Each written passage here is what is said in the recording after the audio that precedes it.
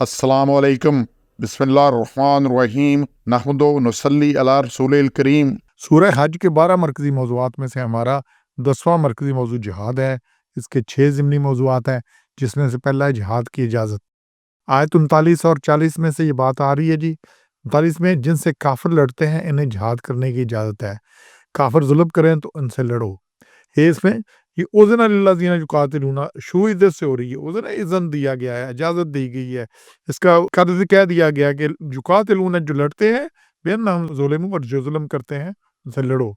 और फिर बेशक अल्लाह मज़हब पर कुदरत रखता है। और फिर दूसरा क्या, लिल्लज़ीना उख़रिजू मिन दियारिहिम बिग़ैरि हक़, और जिन्हें घरों से निकाला है नाहक, उनको भी अल्लाह ने इजाज़त दी है कि तुम लड़ो। तो यहाँ पे ये इजाज़त का हुक्म आया। ये जिहाद की इजाज़त की पहली आयत है जो पहली हिजरी के आखिर में मिली। और मक्का में जब ज़ुल्म व सितम के पहाड़ ढाए जा रहे थे तो उस वक़्त बाज़ जुरातमंद सहाबा ने जंग करने की इजाज़त तलब की, और ज़ुल्म इतना था कि हिजरत की नौबत आई। भाई हबशा की तरफ हिजरत करनी पड़ी, और फिर उस वक़्त इजाज़त तलब करने के बावजूद अल्लाह ने इजाज़त नहीं दी, बल्कि सब्र व इस्तिक़ामत से ज़ुल्म को बर्दाश्त करने की तलक़ीन की जाती रही। फिर जब मुसलमान मदीना आ गए और वहाँ पे पहले तो ये हुआ कि छोटी इस्लामी सल्तनत की बुनियाद पड़ गई, जो सिर्फ मदीना के एक छोटे से कस्बा तक महदूद थी।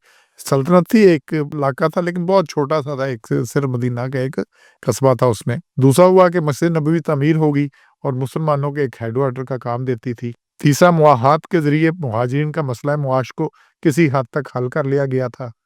चौथा, यहूदी और मुशरिक कबाइल से अमन से रहने के मुआहदे तय पा गए थे। और फिर पाँचवां, मुसलमान इस काबिल हो गए थे कि अपने पाँव पर खड़े हो सके। तो ये फिर अल्लाह ने यहाँ पे पहली हिजरी के आखिर में इजाज़त दी, और फिर हुक्म जिहाद बद्र से पहले रजब या शाबान 2 हिजरी में नाज़िल हुआ। तो यहाँ पे ये अल्लाह ने इजाज़त दी है।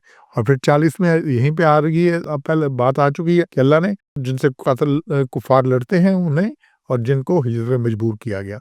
अब जो हुक्म आया है, यहाँ तो इजाज़त थी ना कि लड़ो, फिर आगे हुक्म आ गए।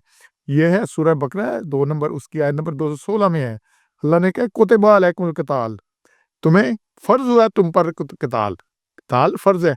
और यहाँ पे इसको देखिए, इससे चंद थोड़ा-सा पीछे आयत नंबर 183 में है, या अय्युहल्लज़ीना आमनू कुतिबा अलैकुमुस सियामु कमा कुतिबा अलल लज़ीना मिन क़ब्लिकुम लअल्लकुम तत्तक़ून।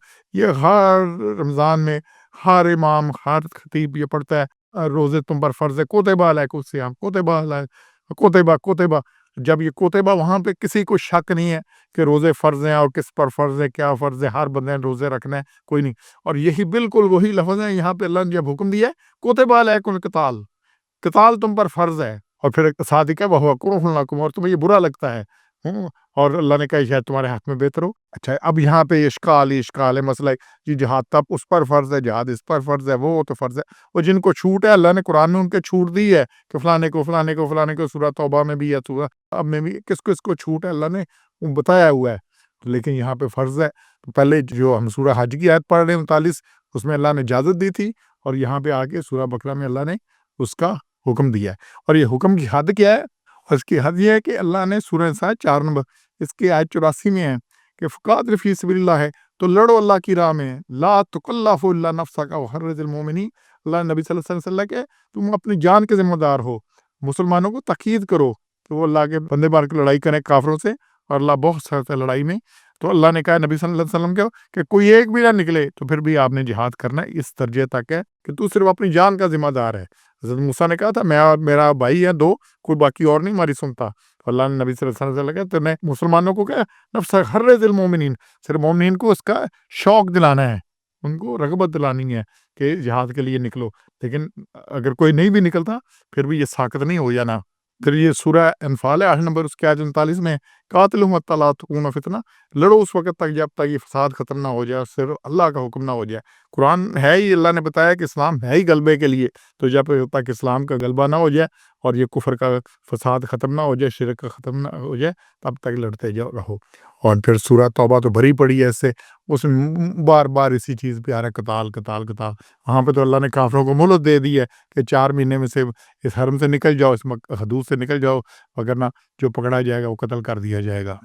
लेकिन मुसलमानों का हाल क्या है जब कुरान नाज़िल हुआ तब भी, और अब तो आपके सामने है कि सूरह मोहम्मद 47 नंबर, उसकी आयत 20 है, کہ ایمان والے کہتے ہیں کہ کیوں نہ ایسی ایک صورت اتری کہ جس میں لڑائی کا ذکر ہو، اور ذکر پہلے ہی کہ کیوں نہیں اللہ صورت اتارتا، کیوں نہیں حکم ملتا ہم لڑیں، اور پھر ذکر ہوا اس میں لڑائی کا، تو دیکھتا ہے کہ جن کے دلوں میں روگ ہے تکتے ہیں تیری طرف جیسے کوئی بے ہوش تکتا ہے مرتے وقت۔ تو جب حکم نے آ گیا کہ قتال کرو، تو پھر اللہ نے کہا کہ موت کی ان پہ طاری ہوگی یہ کیفیت۔ تو آج بھی کیا حالت ہے؟